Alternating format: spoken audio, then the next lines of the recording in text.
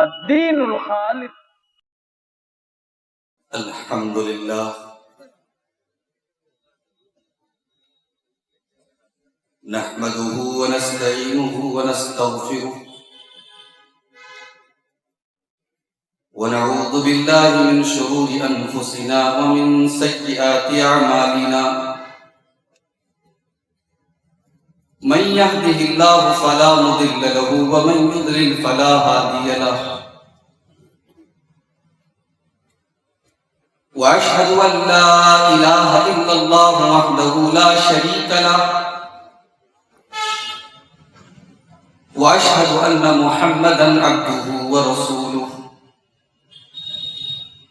يا أيها الذين آمنوا اتقوا الله حق تقاته ولا تموتن إلا وأنتم مسلمون يا أيها الناس اتقوا ربكم الذي خلقكم من نفس واحدة وخلق منها زوجها وبث منهما رجالا كثيرا ونساء واتقوا الله الذي تساءلون به والأرحام إن الله كان عليكم رقيبا يا أيها الذين آمنوا اتقوا الله وقولوا قولا سديدا يصلح لكم أعمالكم ويغفر لكم ذنوبكم ومن يطع الله ورسوله فقد فاز فوزا عظيما أما بعد فإن خير الحديث كتاب الله وخير الهدي هدي محمد صلى الله عليه وسلم وشر الأمور محدثاتها وكل محدثة بدعة وكل بدعة ضلالة وكل ضلالة في النار. أعوذ بالله من الشيطان الرجيم. بسم الله الرحمن الرحيم. واذكرن ما يتلى في بيوتكن من آيات الله والحكمة إن الله كان لطيفا خبيرا. صدر محترم، علماء کرام، محترم بزرگوں، نوجوان ساتھیوں، پردہ نشین ماں اور بہن،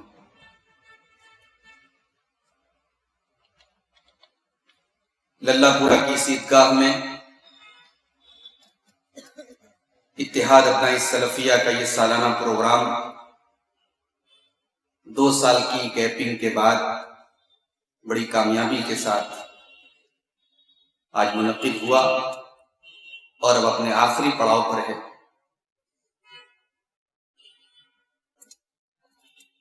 آپ نے بڑی اچھی تقریریں مختلف موضوعات پر ہمارے عزیز دوست شیخ رضا اللہ سلفی صاحب سے، ہمارے بڑے محترم بزرگ اور ہم سب کے بزرگ شیخ ظفر الحسن مدنی صاحب سے آپ نے سلفی منہج کے موضوع پر خطاب سنا، اور ہمارے عزیز دوست شیخ ظفر نعمان مکی حفظہ اللہ نے ابھی موت کے موضوع پر بھی بڑا رقت آمیز خطاب کیا. صدر محترم نے مختصر خطاب میں، صدارتی خطاب میں قیمتی باتیں بتائیں. اللہ تعالیٰ ان تمام تقریروں پر کہنے والوں کو بھی اور سننے والوں کو بھی سب کو عمل کی توفیق عطا فرمائے. میرے بھائیوں، علامہ اقبال کا ایک شعر ہے، وجود زن سے ہے تصویر کائنات میں رنگ، وجود زن سے ہے تصویر کائنات میں رنگ، اسی کے ساز سے ہے زندگی کا سوز دروں. اس دنیا میں اگر عورت نہ ہوتی تو دنیا کیسی ہوتی؟ علامہ اقبال کہتے ہیں کہ دنیا بے نور ہوتی، دنیا میں رنگ نہ ہوتا، دنیا میں رونق نہ ہوتی. دنیا کی تصویر بلیک اینڈ وائٹ ہوتی، اس میں کلر ہے. عورت نہ ہوتی تو ماں نہ ہوتی. دنیا کا سب سے خوبصورت جذبہ ہوتا ہے ماں کی محبت کا جذبہ، ممتا کا جذبہ. عورت نہ ہوتی تو بیٹی نہ ہوتی، جس کی پرورش پر ماں باپ کو جنت کی بشارت سنائے. اللہ کے پیارے حبیب صلی اللہ علیہ وسلم فرماتے ہیں من ابتلی من هذه البنات بشيء كن له سترا من النار، جس کو اللہ تبارک و تعالیٰ بیٹی دے کر کے آزماتا ہے، بیٹی دے کر کے اس کا امتحان لیتا ہے اور اس امتحان میں وہ کھرا اتر جاتا ہے، وہ بیٹی کی صحیح پرورش کرتا ہے، وہ بیٹیاں اپنے ماں باپ کو جہنم کی آگ سے بچاتی ہیں۔ صحیح مسلم کی ایک حدیث میں اللہ کے نبی فرماتے ہیں من آل جاریتین حتی تبلغا جاء یوم القیامت انا وہوا کہاتین، آپ اپنی دونوں انگلیوں سے اشارہ کر کے فرماتے ہیں کہ دو بیٹیوں کی پرورش کرنے والا، دو لڑکیوں کی پرورش کرنے والا جو ان لڑکیوں کے جوان ہونے تک ان کے حقوق کو ادا کرتا ہے، وہ قیامت کے دن اس حال میں آئے گا کہ وہ میرے ساتھ اس طریقے سے ہوگا جیسے یہ دونوں انگلیاں ایک دوسرے کے ساتھ ہوتی ہیں۔ بیٹی بن کر کے عورت ماں باپ کے لیے جنت کا پروانہ لے کر کے آتی، عورت نہ ہوتی تو بیوی نہ ہوتی، ٹینشن اور غموں اور پریشانیوں کی زندگی میں وہ بیوی ہوتی ہے جو شوہر کو سکون دیتی۔ اللہ نے قرآن میں اپنی بڑی بڑی نشانیوں میں سے ایک نشانی اس کو قرار دیا کہ ہم نے عورت کو بنایا تھا۔ وَمِنْ آيَاتِهِ أَنْ خَلَقَ لَكُم مِّنْ أَنفُسِكُمْ أَزْوَاجًا لِتَسْكُنُوا إِلَيْهَا وَجَعَلَ بَيْنَكُم مَّوَدَّةً وَرَحْمَةً، اللہ کی بہت بڑی نشانی یہ بھی ہے اس نے تمہارے لیے تمہاری بیویوں کو بنایا تاکہ تم ان سے سکون حاصل کرو، اور اس نے میاں بیوی کے درمیان محبت رکھ دی، رحمت رکھ دی، نہ بیوی کو شوہر کے بغیر قرار ہے، نہ شوہر کو بیوی کے بغیر قرار ہے۔ عورت نہ ہوتی تو یہ دنیا کیا ہوتی میرے بھائی؟ اس دنیا کے خالق نے عورت کو بنایا، اس نے عورت کو ہر روپ میں ایک عزت بخشی ہے، ایک مقام بخشا، مگر آج ہماری کچھ کرتوتوں کی وجہ سے، ہماری بدعمالیوں کی وجہ سے دنیا میں یہ میسج جا رہا ہے کہ صاحب مسلمانوں کے یہاں تو عورت کی کوئی ویلو نہیں ہے، ان کے یہاں تو عورت بس بچہ پیدا کرتی ہے، ان کے یہاں تو بڑی لمیٹیشن ہے، بڑی پابندیاں ہیں، عورت کو گھر سے نکلنے نہیں دیتے، عورت کو پڑھنے نہیں دیتے۔ اور یہ پروپیگنڈا اتنا زیادہ کیا گیا کہ ہماری مسلمان عورتیں بھی اس کا شکار ہو گئی، ان کو بھی لگنے لگا یہ نقاب، یہ برقع، یہ گھر سے نہ نکلنا، یہ سب مولوی لوگ تو خالی ہماری پابندیاں بیان کرتے۔ پابندی کس کو اچھی لگتی ہے بھائی؟ عورت کے دماغ میں یہ بٹھا دیا گیا کہ اسلام نے تجھ سے چھینا ہے، اسلام نے تجھ کو کچھ دیا نہیں ہے۔ میرے بھائیوں، اسلام نے عورت کو جینے کا حق دیا۔ عرب کی دھرتی پر ایسے قبائل بھی تھے جو اپنی بیٹیوں کو اپنے ہاتھوں سے قتل کر دیتے تھے۔ کتنے قبیلے عرب میں ایسے تھے کہ جہاں لڑکیوں کی پرورش ہونے کے بعد لوگ افسوس میں پڑ جاتے تھے، غم میں پڑ جاتے تھے۔ قرآن کریم میں اللہ نے نقشہ کھینچا سورہ نحل کے اندر، وَإِذَا بُشِّرَ أَحَدُهُم بِالْأُنثَىٰ ظَلَّ وَجْهُهُ مُسْوَدًّا وَهُوَ كَظِيمٌ، جب بیٹی کی پرورش کی خبر، جب بیٹی کی پیدائش کی خبر سنائی جاتی ہے، باپ کا چہرے کا رنگ اڑ جاتا ہے، باپ کا چہرہ کالا پڑ جاتا ہے۔ يَتَوَارَىٰ مِنَ الْقَوْمِ مِنْ سُوءِ مَا بُشِّرَ بِهِ أَيُمْسِكُهُ عَلَىٰ هُونٍ أَمْ يَدُسُّهُ فِي التُّرَابِ، وہ سوچ میں پڑ جاتا ہے، وہ اپنی قوم سے اپنا چہرہ چھپاتا ہے، وہ سوچ میں پڑ جاتا ہے کہ اپنی بیٹی کی پرورش کرتا ہے تو سماج میں ذلت سہنی پڑے گی، اور دوسرا طریقہ ہے کہ اپنے ہاتھوں سے اپنی بیٹی کو زمین میں جا کر کے گاڑ دیتے تھے، زمین میں دفن کر دیتے تھے۔ اس ماحول میں اسلام نے عورت کو جیون دان دیا، اسلام نے عورت کو جینے کا حق دیا۔ اللہ کے نبی فرماتے ہیں کہ عورت دنیا کی سب سے قیمتی دولت ہے، خیر متاع دنیا المرأۃ الصالحہ، عورت اگر نیک بن جائے، صالح بن جائے تو دنیا میں اس سے بڑی کوئی دولت نہیں۔ لیکن جو عورت دنیا کی سب سے قیمتی دولت ہے، شیطان نے اپنے جال میں اس کو ایسا پھنسایا اور اس کو اپنے شکار کا ایسا ذریعہ بنایا، اپنے جال کے میں ایسا پھنسایا اس کو کہ اس کو سب سے بڑا فتنہ بنا دیا۔ اللہ کے پیارے نبی یہ بھی فرماتے ہیں ما ترکت فتنةً اضر علی الرجال من امتی من النساء، میں نے اپنی امت کے مردوں کے لیے عورت سے خطرناک کوئی فتنہ نہیں چھوڑا۔ ایک طرف اللہ کے نبی کہہ رہے دنیا کی سب سے قیمتی دولت میں ایک عورت ہے، اور دوسری طرف فرما رہے ہیں کہ اس امت کے لیے سب سے خطرناک فتنہ عورت ہے۔ اس کو فتنہ کس نے بنایا؟ اس کی نادانی نے بنایا، اس کی لا علمی نے بنایا، اور کچھ شیطان نے اس کو اپنے جال میں پھنسایا۔ آج آپ دیکھیں اتنا بڑا پروگرام ہو رہا ہے، خواتین کا انتظام ہے، ہماری بہت ساری بہنیں ماشاءاللہ آئی ہیں، لیکن آپ سوچیں کہ آج عورتوں کے اندر دین نہ تو سیکھنے کا جذبہ ہے، نہ ان کے گھر کے مردوں کو انہیں سکھانے کا جذبہ ہے۔ عورتوں کے نام پہ کتنے پروگرام ہوتے ہیں، مشکل سے 10-12 عورتیں آتی ہیں۔ ابھی مدن پورہ میں مسجد باغڑ بلی میں پروگرام تھا امہات المومنین کے موضوع پر، مجھے کسی خاتون نے بتایا میرے جاننے والی کہ وہاں 12 خواتین آئی تھی۔ آج ہماری عورتوں کے اندر دین سیکھنے کی للک نہیں ہے میرے بھائی۔ آج ہمارے کتنے ایسے بھائی ہیں جن کی مسجدوں میں عورتوں کے لیے پابندی ہے کہ 7 عورتیں مسجد میں نہیں آ سکتی، دنیا جہان کی جگہوں پر جا سکتی ہیں، مسجد میں نہیں آ سکتی، اور فیس بک اور سوشل میڈیا پر گندے گندے کمنٹ کرتے ہیں ان عورتوں کے بارے میں جو مسجدوں میں جاتی ہیں۔ اللہ ایسے لوگوں کو ہدایت ہے۔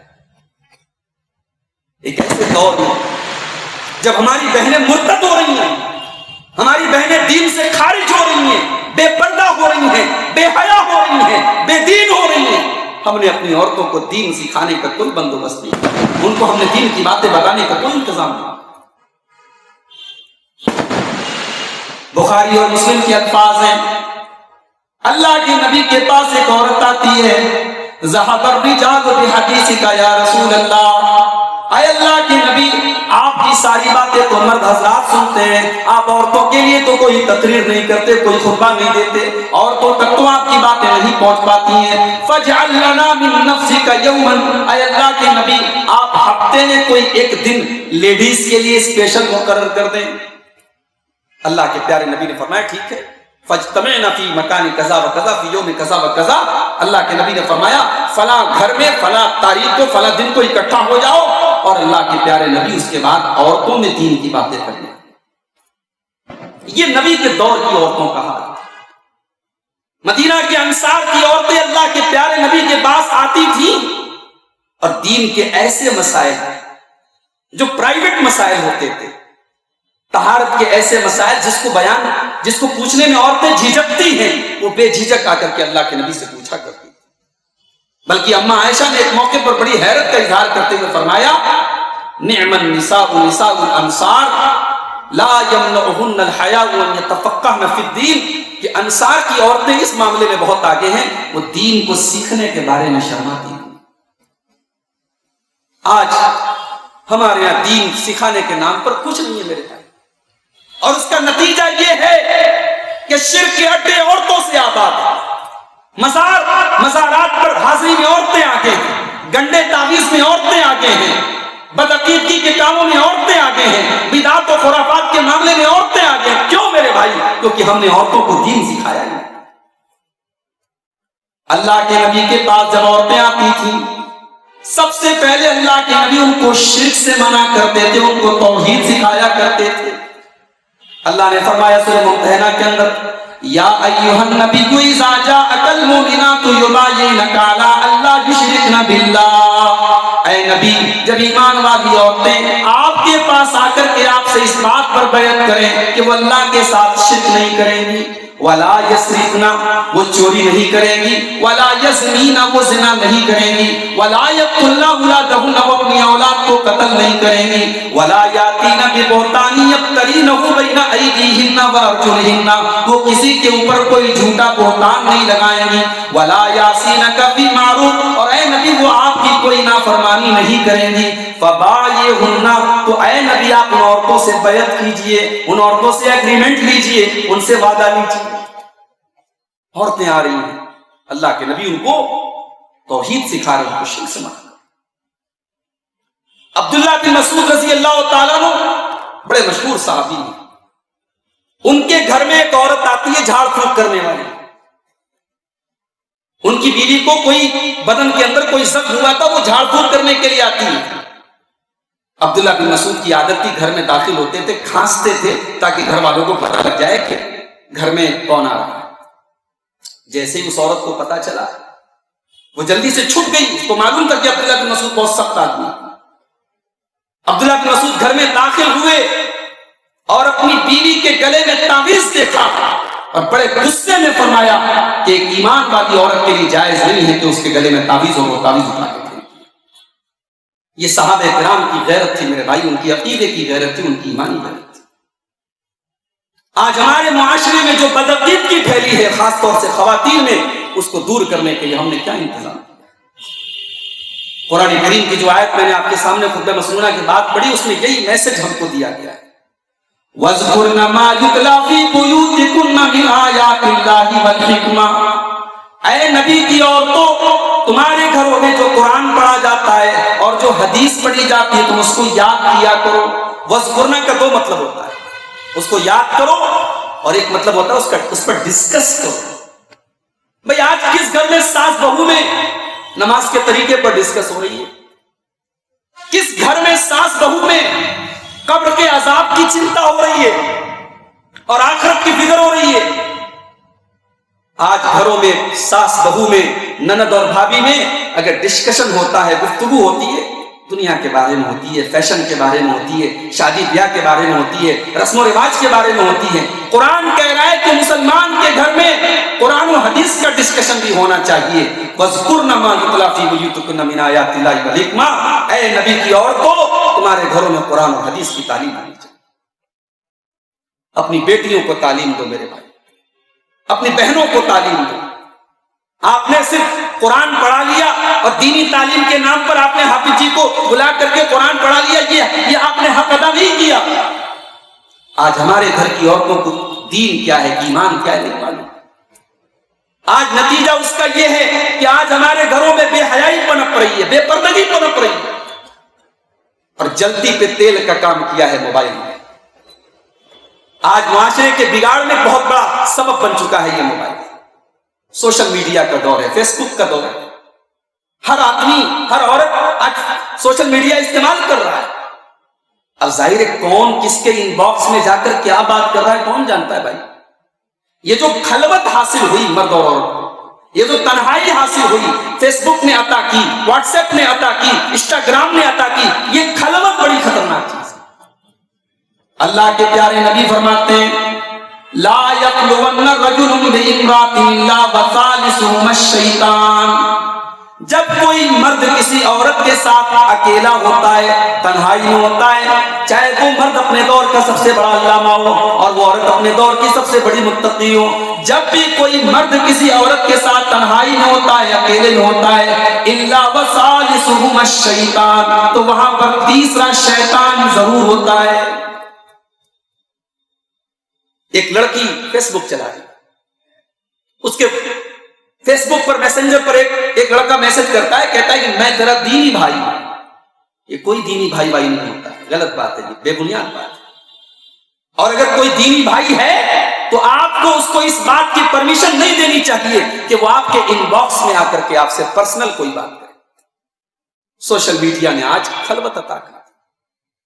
میرے بھائیوں، قرآن کریم نے 1400 سال پہلے ایک عورت کو موبائل پر بات کرنے کا سلیقہ سکھایا ہے۔ قرآن اللہ نے فرمایا سورہ احزاب کے اندر فَلَا تَخْضَعْنَ بِالْقَوْلِ فَيَطْمَعَ الَّذِي فِي قَلْبِهِ مَرَضٌ وَقُلْنَ قَوْلًا مَّعْرُوفًا۔ اے نبی کی عورتوں، جب تمہیں کسی غیر مرد سے بات کرنے کی ضرورت پڑے تو تمہاری آواز میں لچک نہیں ہونی چاہیے، تمہاری آواز میں مٹھاس نہیں ہونی چاہیے، تمہاری آواز میں لوچ نہیں ہونا چاہیے، ورنہ سامنے والے کے دل میں اگر کوئی شہوت کی بیماری ہے تو وہ تمہارے بارے میں غلط امیدیں پال سکتا ہے۔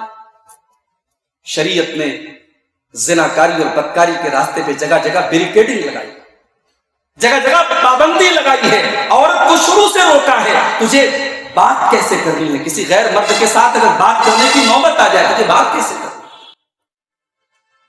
وَقَرْنَ فِي بُيُوتِكُنَّ، اے مسلمان عورتوں تم گھر کے اندر رہا کرو، اور اگر تمہیں گھر کے باہر نکلنا بھی پڑے وَلَا تَبَرَّجْنَ تَبَرُّجَ الْجَاهِلِيَّةِ الْأُولَىٰ، تم بناؤ سنگھار کر کے سج دھج کر کے اپنے آپ کو نمایاں کر کے نہ نکلا کرو۔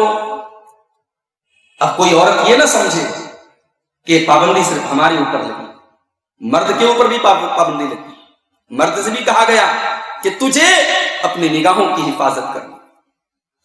قُل لِّلْمُؤْمِنِينَ يَغُضُّوا مِنْ أَبْصَارِهِمْ وَيَحْفَظُوا فُرُوجَهُمْ، اے نبی آپ مومن مردوں سے کہہ دیجئے وہ اپنی نگاہوں کو نیچی رکھیں اور اپنی شرمگاہوں کی حفاظت کریں۔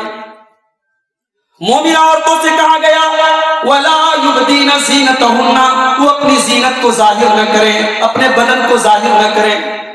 اور آپ حیرت کریں گے قرآن کریم نے عورت کو دوپٹہ رکھنے کا سلیقہ سکھایا۔ قرآن اللہ کی آخری کتاب ہے، ایک عورت کو دوپٹہ کیسے پہننا ہے قرآن یہ بھی بتا رہا ہے۔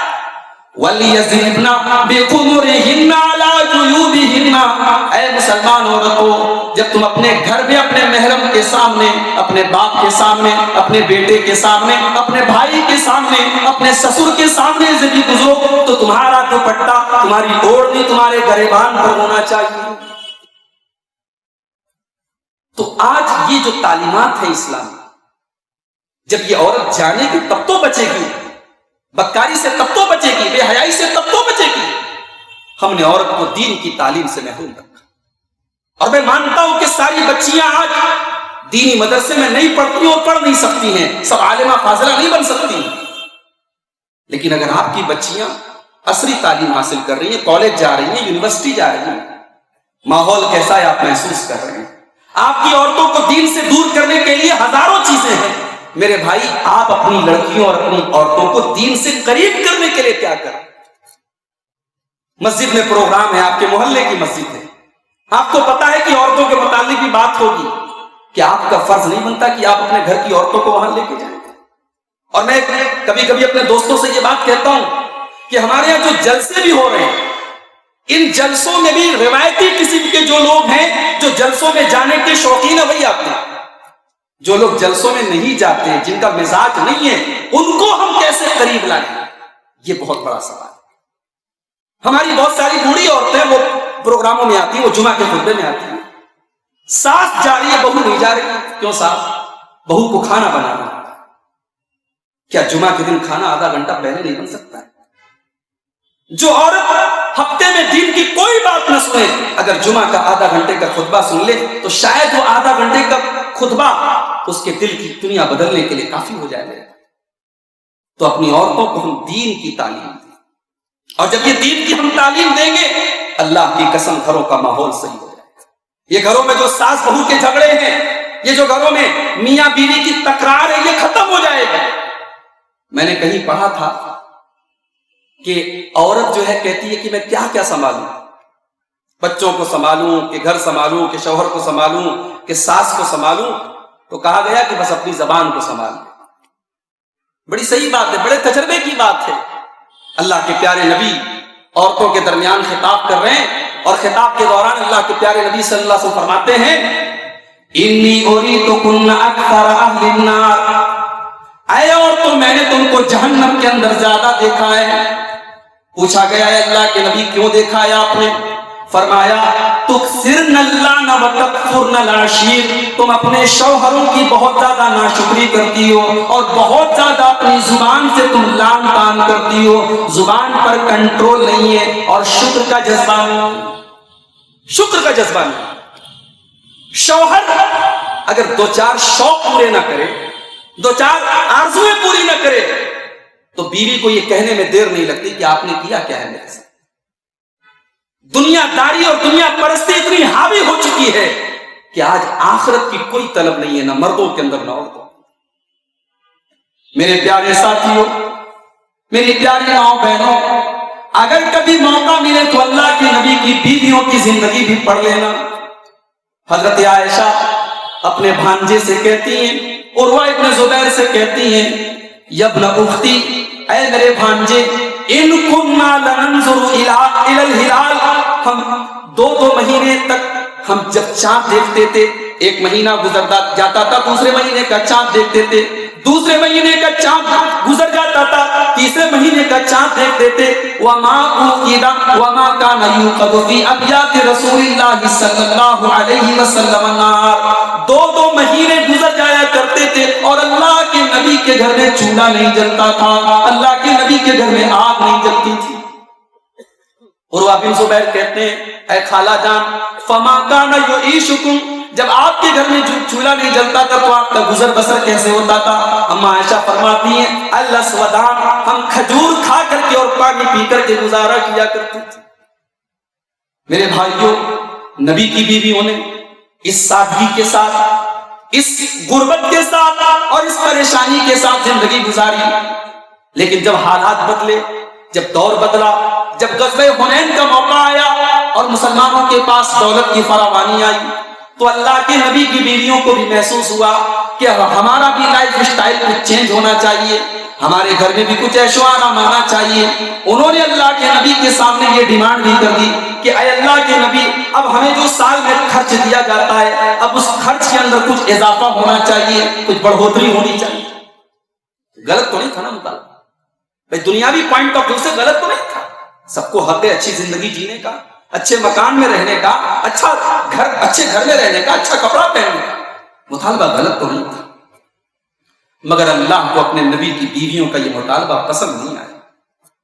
اللہ نے قرآن کی 2 آیتیں نازل کی، قرآن کے 21ویں پارے کی لاسٹ کی 2 آیتیں، سورہ احزاب کی آیت نمبر 28 اور 29، 28 اور 29۔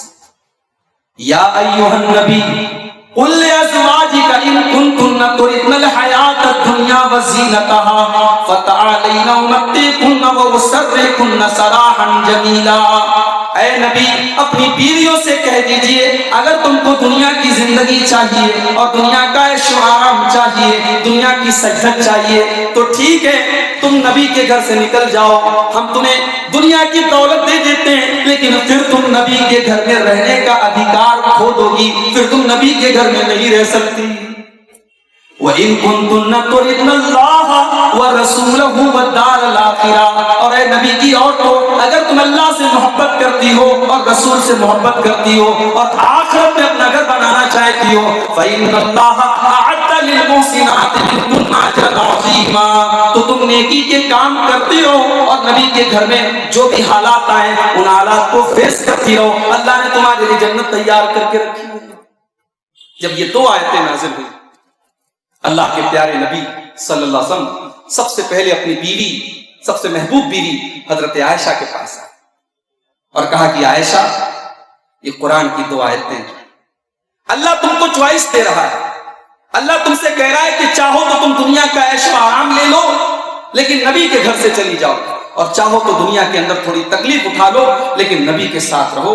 اے عائشہ، تم سوچ سمجھ کے جواب دو، اپنے ماں باپ سے مشورہ کر کے جواب دو، مجھے جلدی نہیں ہے، سوچ سمجھ کے جواب دو۔ اما عائشہ فرماتی ہیں، بخاری کے الفاظ ہیں، اما عائشہ فرماتی ہیں افی ھذا استامر وابویا، اے اللہ کے نبی آپ کیسی بات کر رہے ہیں؟ کیا اس بارے میں اپنے ماں باپ سے مشورہ کرنے جاؤں گی؟ مجھے کوئی ضرورت نہیں اپنے ماں باپ سے مشورہ لینے کی۔ اخترت اللہ ورسولہ والدار الآخرہ، اے اللہ کے نبی میرا ایک ہی جواب ہے، میں اللہ کو چنتی ہوں، میں رسول کو چنتی ہوں، میں آخرت کو چنتی ہوں۔ نہیں چاہیے مجھے دنیا کا عیش و آرام، نہیں چاہیے مجھے سہولت کی زندگی، میں تکلیف اٹھا لوں گی، میں پریشانی اٹھا لوں گی، لیکن میں آپ کے ساتھ رہنا چاہوں گا۔ اللہ اکبر، یہ نبی کی بیویاں تھی۔ نبی کے کمرے کیسے تھے میرے بھائی؟ آج اللہ نے ہم کو کتنا نوازا ہے، ذرا کبھی نبی کی سیرت پڑھو، نبی نے کیسی زندگی گزاری ہے۔ اس نبی نے اپنے لیے کچھ نہیں بنایا۔ عبد الملک بن مروان کے دور میں جب مسجد نبوی کی توسیع کا کام ہونے لگا تو ازواج مطہرات کے حجروں کو توڑا جانے لگا۔ چھوٹے چھوٹے حجرے تھے، مٹی کا فرش تھا، کھجور کی لکڑیوں کے پلر تھے، ایک معمولی سے ٹاٹ کا پردہ تھا اور انسانی قد سے تھوڑی سی اوپر اس کی ہائٹ تھی۔ یہ چھوٹے چھوٹے کمرے تھے جس میں اس امت کی مائیں رہا کرتی تھی، امہات المومنین رہا کرتی تھی۔ جب ان کمروں کو توڑا جا رہا تھا مدینہ کے اندر بڑے غم کا ماحول تھا، بڑے صدمے کا ماحول تھا۔ امام حسن بصری زندہ تھے، انہوں نے کہا کہ اے کاش ان کمروں کو نہ توڑا جاتا، آنے والی نسلیں دیکھتی کہ محمد عربی نے کیسی زندگی گزاری ہے اور آپ کے اہل بیت نے کیسی زندگی گزاری ہے۔